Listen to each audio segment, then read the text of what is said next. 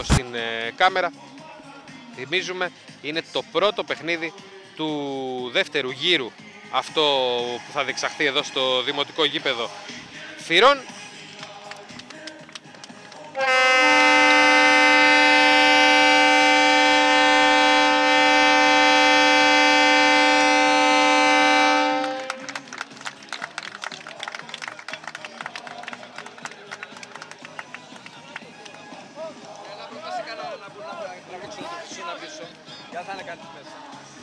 Μπάλα, Κόντης εκτελεί, διώχνει άμυνα της Κορίνθου, Ντούμος από δεξιά.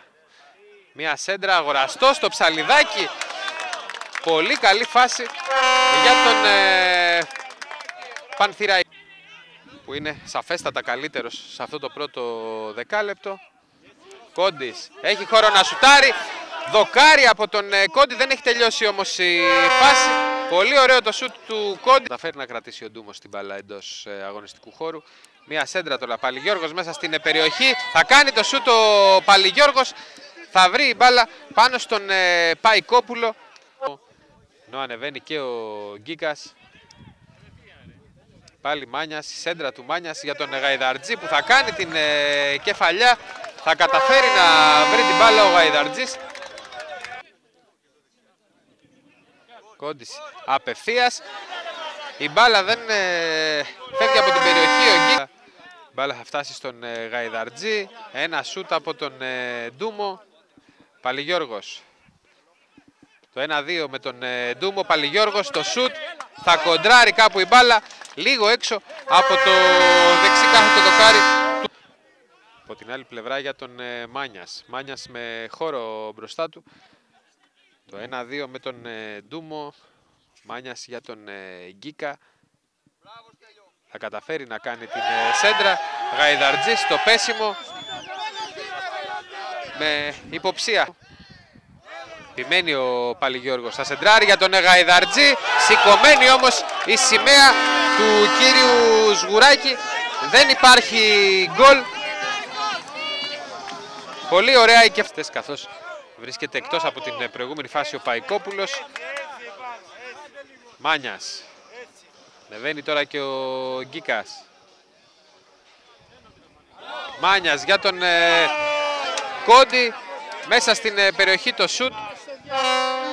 Νέα μεγάλη ευκαιρία από το σουτ του Κόντι. Δεν έχει τελειώσει όμως η φάση. Η σέντρα σε κόρνερ του αγώνα.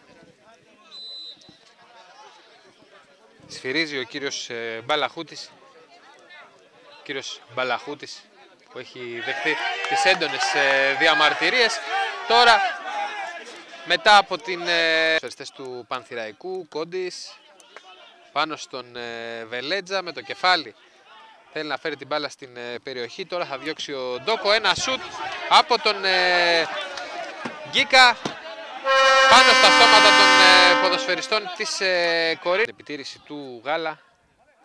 Θα δώσει και πάλι στον Μάνιας. Μάνιας από την άλλη πλευρά για τον Γκίκα. Γκίκας. Έχει χώρο ο Γκίκας. Θα δώσει για τον Κόντι. Ένα σουτ του Κόντι. Πολύ καλή επέμβαση του Λουτριό. Ο Μπουρούς είναι αυτός που πέρασε εντός αγωνιστικού χώρου. Ένα σουτ τώρα από τον Τσίγκρο. Σιδέρης. Ένα σουτ του Σιδέρη από μακριά. Πολύ έξω από την εστία του Διαμαντή.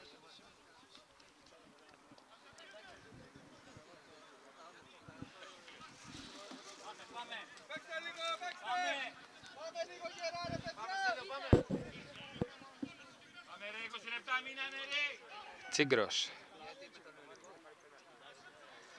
Για τον Μάνιας. Μάνιας στον Γκίκα. Ωραίο το τακουνάκι του Παλιγιώργου. Γκίκας, ένα σουτ και έχουμε το Πανθυραϊκός Κόρινθος 1-0 από το σουτ του Στέλιου Γκίκα. Ξεκλειδώνει την άμυνα της Κορίνθου.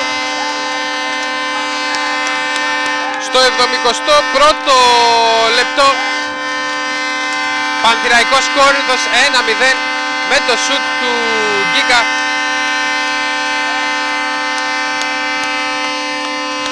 Πανθηραϊκός που είχε δημιουργήσει πάρα πολλές φάσεις μπροστά από την εστία του Λουτριώτη κατόρθωσε στο 71ο λεπτό τελικά να μπει μπροστά στο σκορ.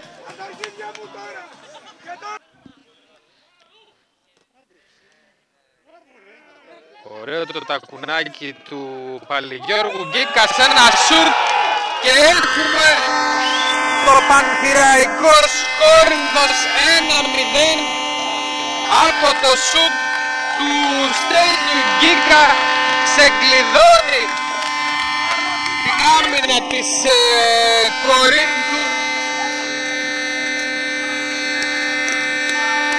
στο 71ο. Παλιγιώργο Ντούμος με το στήθος, θα κοπεί όμως. Σιδέρης τώρα, η παλιά του θα κοπεί από τον Μπιρμπίλη. Ντούμος, το σούτ από τον Ντούμο, καλό το σούτ του Ντούμου. Πάνω όμως από το οριζόντιο θα αφήσει για τον Λαδένογλου. Λαδένογλου από αριστερά για τον Γάλα. Ράπτης, σέντρα του Ράπτη, περνάει από όλους, έρχεται από πίσω ο Ιορδανίδης, αν δεν κάνω λάθος, ευκαιρία για την κίνησε την σεζόν. Ήρθε από την Κόρινθο, ένα σουτ τώρα από τον Καραγιάννη. Και τώρα σφυρίζει για τελευταία. Κύριε Σιλεβίστα, σήμερα πρώτο παιχνίδι για τον δεύτερο γύρο, πρώτο παιχνίδι για το 2019 μετά την διακοπή του πρωταθλήματος. Η ομάδα σας δημιούργησε πάρα πολλές φάσεις, τελικά κατάφερε να ξεκλειδώσει την αντίπαλη άμυνα και πήρε τους 3 βαθμούς με το φτωχό για τα δεδομένα του παιχνιδιού 1-0. Ένα πρώτο σχόλιο για τη σημερινή αναμέτρηση. Καταρχάς θέλω να ευχηθώ χρόνια πολλά και για τη μέρα σήμερα και καλή χρονιά σε όλο τον κόσμο με υγεία, γιατί είναι το παν, η υγεία. Εμείς εδώ στο νησί έχουμε ένα πρόβλημα ότι δεν μπορούμε να παίξουμε φιλικά με άλλες ομάδες εκτός από το Καμάρι, δηλαδή από μια ομάδα από τον όμιλό μας. Κάναμε 3-4 προσθήκες στη διακοπή. Δεν παίξαμε κάποιο φιλικό για να αποκτήσουν και τα παιδιά αυτά ομοιογένεια. Επέλεξα να βάλω ποδοσφαιριστές οι οποίοι είχαν ρυθμό, οι οποίοι παίζανε στην ομάδα. Νομίζω ότι ό,τι δουλέψαμε όλη τη βδομάδα απέναντι σε μια ομάδα που έπαιζε άμυνα στο μισό του μισού, είχε σκοπό να καταστρέψει μόνο το δικό μας παιχνίδι. Νομίζω ότι δημιουργήσαμε πάρα πολλές φάσεις. Αδικούμε τον εαυτό μας μη σκοράροντας και τελειώνοντας το παιχνίδι νωρίτερα. Παρ' όλα αυτά, οφείλω να πω ένα μεγάλο μπράβο, πολλά συγχαρητήρια στα παιδιά. Γιατί είχαμε την υπομονή, βρήκαμε τον γκολ στο δεύτερο ημίχρονο, ξεκλειδώσαμε το παιχνίδι και πλέον έχοντας μπει στο δεύτερο γύρο το μόνο που μετράει είναι οι 3 πόντοι. Από εκεί και πέρα εμείς οφείλουμε να συνεχίσουμε, δεύτερο συνεχόμενο παιχνίδι εντός έδρας, πρέπει να δουλέψουμε, να μπουν πιο πολύ τα νέα τα παιδιά στο κλίμα της ομάδος, αλλά πραγματικά αν έχουμε τη σημερινή απόδοση, πλαγιοκοπούμε, παίζουμε από τον άξονα, βρίσκουμε τις φάσεις, νομίζω ότι και το γκολ θα έρθει.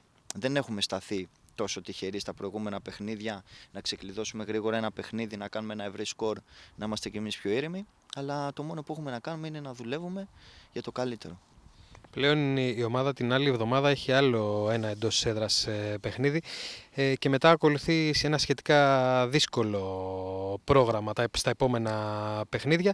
Είδαμε, όπως είπατε, κάνατε κάποιες προσθήκες. Βέβαια, οι μεταγραφές δεν έχουν τελειώσει. Υπάρχει δυνατότητα, αν εσείς θέλετε, να αποκτήσετε και κάποιον άλλο ποδοσφαιριστή.